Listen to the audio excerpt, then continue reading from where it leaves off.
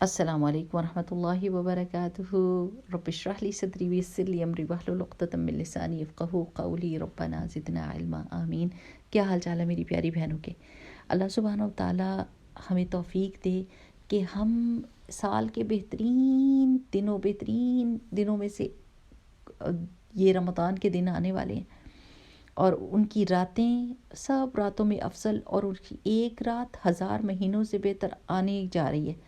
لیکن ہمیں اپنی زندگی کا نہیں پتہ کہ ہم کتنے عرصے جئیں گے. یہ رمضان ہم پا سکتے ہیں یا نہیں پا سکتے. یہ تو جب ہم ماں کے پیٹ میں تھے تو ہماری تقدیر لکھ دی گئی تھی نا کہ کتنے رمضان ہماری زندگی میں آئیں گے اور کب ہم نے مر جانا ہے. سو یہ تمنا جو ہے نا آپ کی، اور یہ جو دعا ہے کہ اللہ تعالیٰ ہمیں رمضان تک پہنچانا اور ہم یہ بھی روزے رکھیں، وہی آپ کے اجر اور ثواب میں اضافہ کر دیتی ہے. صحیح ہے نا؟ روزہ اتنی بڑی عبادت ہے کہ اللہ سبحانہ و تعالیٰ نے اس کا اجر نہیں بتایا، بس یہ کہا ہے کہ وہ اللہ کے ذمے ہے. الصوم لی وانا اجزی بہ، میں اس کا جزا دوں گا، میں اس کا اجر دوں گا. اور کیا دوں گا؟ وہ اللہ سبحانہ و تعالیٰ اپنی شان کے مطابق عطا فرمائیں گے. سبحان اللہ. That is going to be a big surprise for us. کہ روزے دار کے لیے 2 خوشیاں ہوتی ہیں، ایک تو جب وہ روزہ افطار کرتا ہے، اور ایک جب وہ اپنے رب سے ملے گا. اس وقت جو افطاری ہوگی نا بڑی مزے کی ہوگی. اچھا، اینی ویز آج کی تھاٹ آف دا ڈے جو ہے نا وہ میرے ذہن میں یہ آ رہی تھی کہ ہمیں اگر ہمارے بچے ہمارے گھر میں کتنے اچھے ہوں، اچھی لینگویج بولتے ہوں، اچھے سے اپنے آپ کو ڈھک کے رکھتے ہوں، نماز پڑھتے ہوں اور ہم کتنے خوش ہوں ان سے ماشاء اللہ، اور ہم صدقے واری جائیں.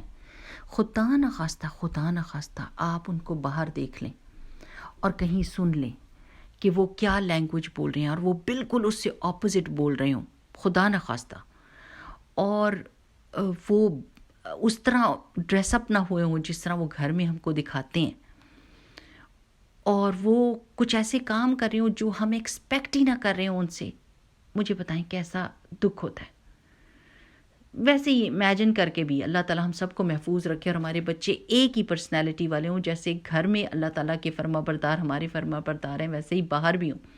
لیکن میں آپ کو کہہ رہی ہوں امیجن کریں ان لوگوں کا شوق اور ان لوگوں کا دکھ اور ان لوگوں کی ڈس اپوائنٹمنٹ کیسی ہوتی ہے.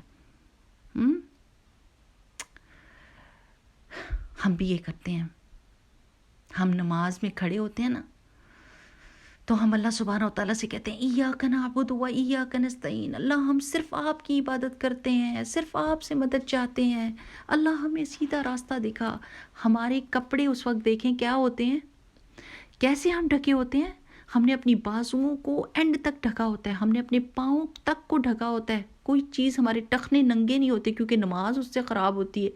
ہمارے سر کا ایک ایک بال ڈھکا ہوا ہوتا ہے، اور ہم عاجزی کے ساتھ اللہ کے سامنے کھڑے ہو کے کہہ رہے ہوتے ہیں اللہ تعالیٰ ہم تو بس تیرے ہی ہیں اور تجھی سے مدد چاہتے ہیں، اور بس تیری ہدایت پر عمل کرنا چاہتے ہیں اور وفادار ہیں.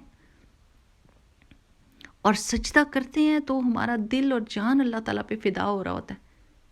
لیکن جیسے ہی ہم اپنی پریکٹیکل لائف میں آتے ہیں تو اللہ سبحانہ و تعالیٰ، ہم تو اپنے بچوں کو کہیں دیکھتے ہیں کہیں نہیں دیکھتے.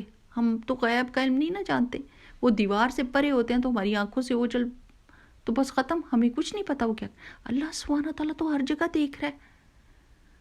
تو ہم جب باہر نکلتے ہیں، جب پارٹیز میں جاتے ہیں، جب اپنے کاموں پہ جاتے ہیں تو ہم اپنے آپ کو نہیں دیکھتے. اللہ سبحانہ و تعالیٰ دیکھ رہا ہوتا ہے نا کہ یہ ابھی انہوں نے مجھے کیا کہا ہے اور کیا چیز مانگی ہے اور کیا وفاداری کا اظہار کر رہے تھے کہ صرف آپ کی بات مانیں گے. لیکن جیسے ہی نماز سے باہر ہوتے ہیں تو ہم گوروں سے بڑھ کر گورے ہو جاتے ہیں. یعنی وہ جو کسی بھی نان مسلم کا لباس ہو وہ ہمارا لباس ہوتا ہے، اور ہم بالکل ڈفرینٹ. حالانکہ اگر ہمارا بچہ ایسے کرے کہ گھر میں کچھ اور کر رہا ہے اور باہر کچھ اور کر رہا ہے تو ہماری جان نکل جاتی ہے. ہم کہتے ہیں کہ تمہاری جرت کیسی ہوئی کہ تم مجھے دھوکہ دو، کہ تم مجھے گھر میں ایسا شو کرتے ہو کہ تم میرے بڑے وفادار ہو اور تم باہر نکل کے تم میرے ساتھ یہ دغا کرتے ہو.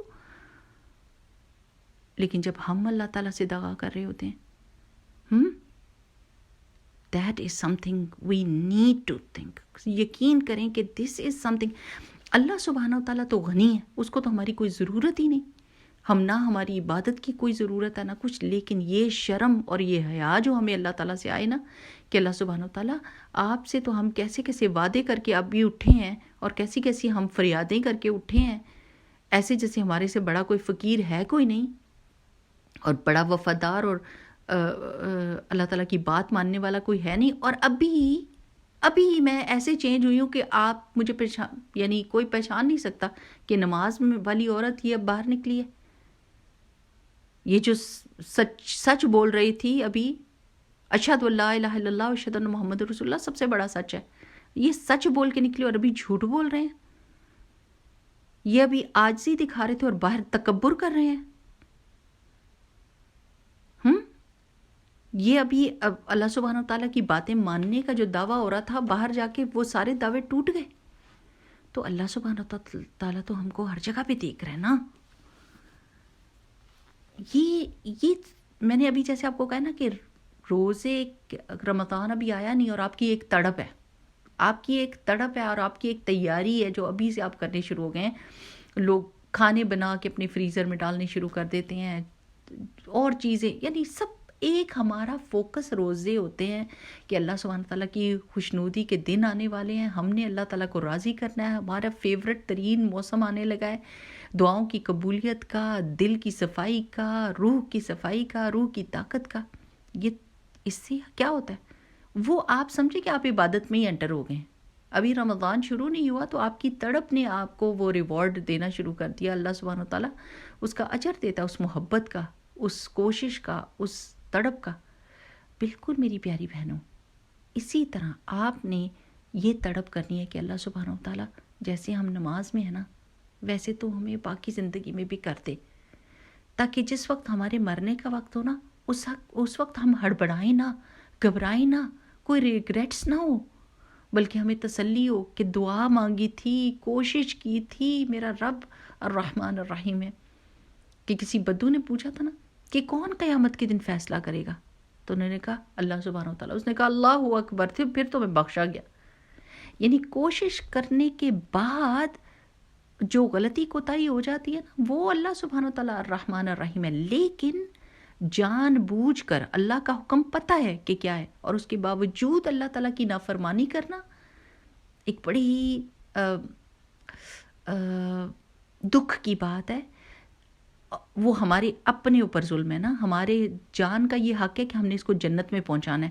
اگر ہم اس جان پر ظلم کرتے ہیں، غلطیاں کوتاہیاں جان بوجھ کر کرنے کی، جان بوجھ کر تو یہودی کرتے تھے اور وہ مغضوب ہیں کہ ان کے اوپر غضب کیا گیا ہے، تو ہم نے یہ کام نہیں کرنا. اللہ تعالیٰ نے اس لیے بنی اسرائیل کا ذکر قرآن پاک میں کھول کھول کے کر دیا ہے کہ امت مسلمہ نے یہ کام نہیں کرنا. تھوڑا سا سوچ لیں میری پیاری بہنوں، تڑپ کا تو اظہار کریں، دعا تو کریں. اللہ تعالیٰ دعا سے تقدیر بدل دیتا ہے، صحبت بدل دے گا، آپ کی سوچ بدل دے گا، آپ کے دل میں ایمان کی ایسی تڑپ آ جائے گی کہ آپ وہ کام نہیں کر سکیں گے جو اللہ تعالیٰ کی نافرمانی کے. یہ دن کتنی تیزی سے گزر رہے ہیں اور ہماری زندگی میں سے مائنس ہو رہے ہیں اور ہمارا اللہ تعالیٰ سے ملاقات کا وقت قریب آ رہا ہے. وہ ملاقات سب سے زیادہ سکون والی، محبت والی اور اطمینان والی ہونی چاہیے. اس میں ہمیں لا خوف علیہم ولا هم یحزنون میں سے ہونا ہے. اس میں ہم نے ان جیسا نہیں ہونا جو گھبرا کے قبر میں ہی کہہ رہے ہوں گے مجھے نہیں پتا، مجھے لوگوں نے جو کہا تھا مجھے بس وہی پتا ہے. یہ نہیں، ہم نے قبر میں ثابت قدمی کی دعا کرنی کہ وہ پوچھیں گے فرشتے، ہم کہیں گے اللہ ہمارا رب ہے. رب کا مطلب ہم نے اسی کی بات مانی، اسی نے ہم کو سب کچھ دیا، اسی کے حوالے ہم نے سب کچھ اپنا کیا، اپنی مرضی، اپنی جان، اپنا مال، سب کچھ اللہ تعالیٰ کی خاطر. اور دین کون سا تھا؟ Islam. Way of life was Islam, total submission to Allah سبحانہ وتعالیٰ. We were indifferent to all the changes that were coming in the world. کہ وہ کیا ہوائیں چل رہی ہیں فیشن کی، ہم اس فیشن جب تک وہ ہمارے دین سے ٹکرائے نہیں تو ٹھیک ہے. فیشن جب دین سے ٹکرائے گا، اللہ کی مرضی سے ٹکرائے گا، اٹھا کے دیوار پہ ماریں، جان چھوڑائیں اس سے اپنی، کیونکہ ہمیں یہ نہیں پتہ کہ ہمارا وقت کب آنے والا ہے. بس یہ آج کے میری سوچ تھی کہ ہم اپنا آپ واقعی اللہ تعالیٰ نے جو کہا ہے نا یا ایھا الذین آمنوا ادخلوا فی السلم کافہ، پورے کے پورے اسلام میں داخل ہو جاؤ. کوشش اللہ نے دیکھنی ہے. دعا کرنا شروع کر دیں، اللہ تعالیٰ آسانی کرے گا انشاءاللہ. اللہم انا نسألک ایمانا لا یرتد ونعیما لا ینفد ومرافقۃ محمد صلی اللہ علیہ وسلم فی اعلی جنت الخلد. سبحانک اللہم و بحمدک نشہد ان لا الہ الا انت نستغفرک ونتوب الیک. السلام علیکم ورحمۃ اللہ.